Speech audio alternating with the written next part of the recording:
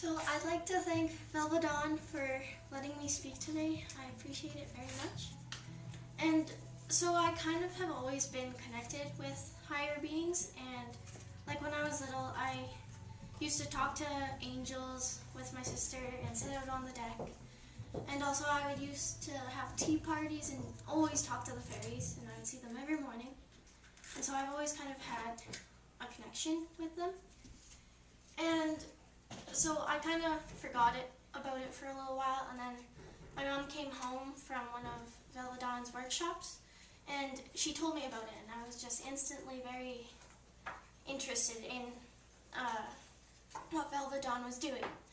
And so I came to one of Velva's workshops, and I just was so excited. And so then I started asking the fairies to come back into my life, and also if I would be able to see a goddess anytime soon. And so it first started because I saw a few fairies in my house before, and so I was just like, oh, that's awesome. And so I was being connected again. And so with my first experience with a goddess, it was a nice summer evening, and I was getting along with my brothers, and we were all playing outside with the dogs, and so I went to, because we were playing frisbee, so then I went to go find it.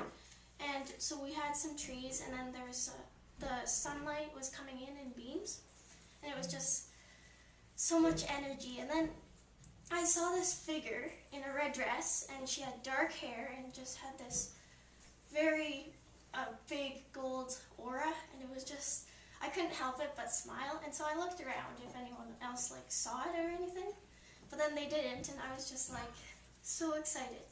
And so then I got back inside, and I told my mom that I saw an angel, I think. But then she was like, it sounds more like a goddess to me. So then I went looking through her oracle cards, seeing the different goddesses. And at first she thought it was Artemis, but then I was like, no, it's not Artemis. And so then we thought it was either the butterfly maiden, the goddess Guinevere, or Pele. But then I was like, no, it can't be the butterfly maiden, because she had a red dress and she didn't have wings. So then it was either between Guinevere or Pele. So then I looked into them more, and Guinevere was more about true love, and I was like, well, maybe not so much, because I'm just young. And so then I read into Pele, and it's passion. So I was like, well, yeah, and it kind of just clicked.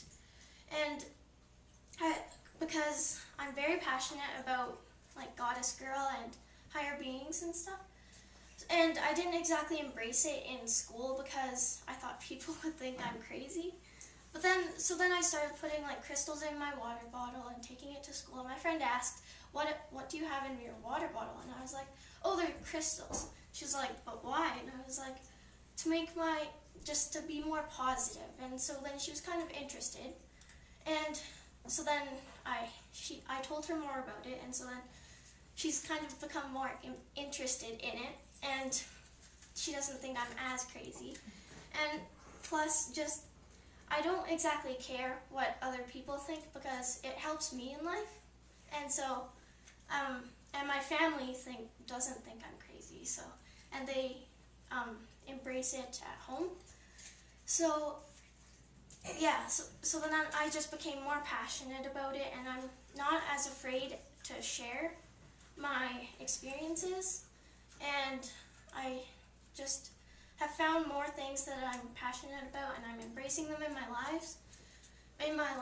And I really hope you guys get to experience a goddess someday.